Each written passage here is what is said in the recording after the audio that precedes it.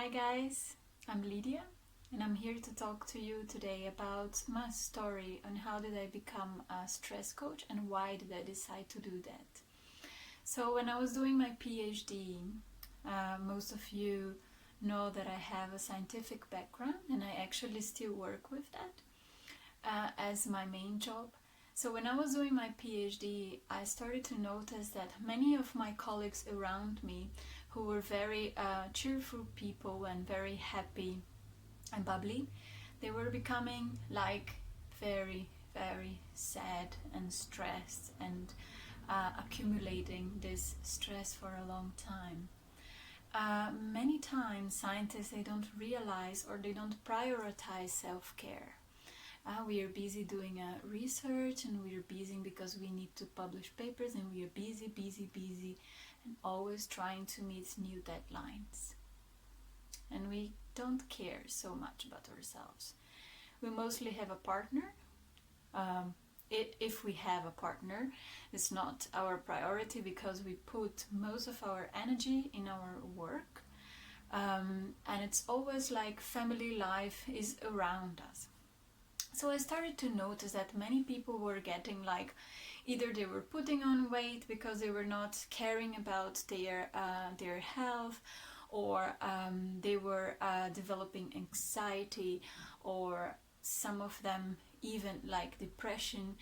And I was kind of worried about that and I wanted to do something about that. Then I started, because at that time I was doing also Japanese martial art called Aikido, which brings the attention very much inward. So I started to develop this awareness of who I was, where I was, and who I wanted to be in this world and what was important to me. So the science was, of course, on the first place, yeah, like most scientists. But then this was not enough for me. And then I started to study the effects of nutrition in our body, started to develop meditation and breathing practice together with the Aikido. And then I discovered yoga, and then the yoga refined much more these sensations. So I could connect in a very direct way with myself. And then I felt that this was very good. And I thought, oh, maybe I can help some people with it as well. Then I decided to follow a course, a post-graduation course on stress and burnout coaching. And during this course, we see many different aspects. So we don't only coach people using exercises, but I also incorporated in my practice some therapeutic yoga and some meditation and breathing and nutrition as well. Why? Because I think that everything is interconnected and everything is important for us. That being said, it doesn't mean that we have to spend the whole day and every meal worrying about what do we take in, of course. The first step is to develop this awareness. To develop this awareness, oh, this is good for my body, or this is not so good for my body.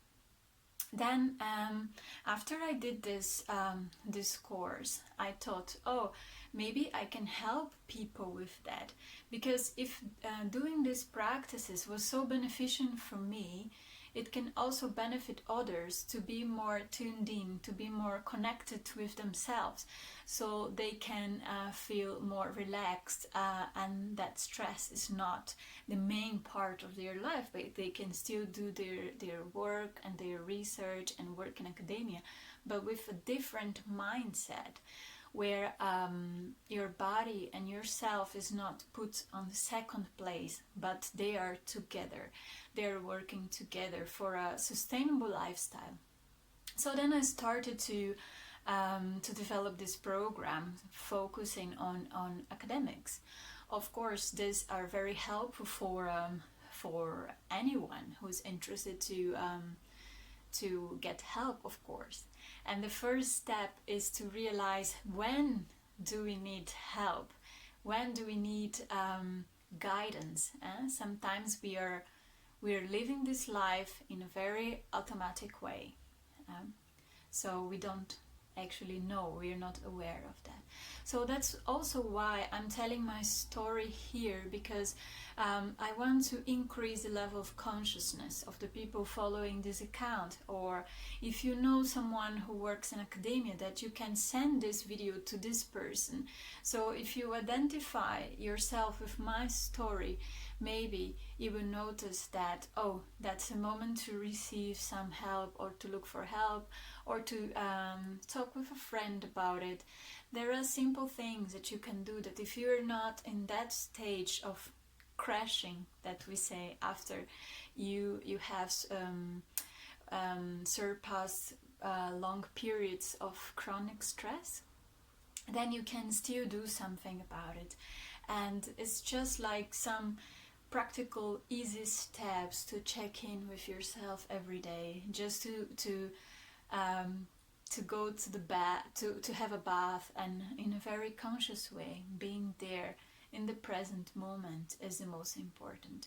So this was the reason why I decided to do this stress coaching. Also, now I still work as a researcher at the university, and most coaches there, most counselors, they had never been through the challenge.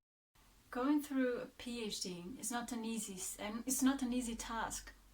If you have done a PhD, you know that it's a very challenging situation, where we have to face failure, loneliness, and we always have the feeling that we have to prove ourselves. So if you have never done a PhD, it's very hard for you to guide someone who is going through this process. And that's what I've noticed that it was happening. I've never met any stress and burnout counselor here in Belgium who has done a PhD.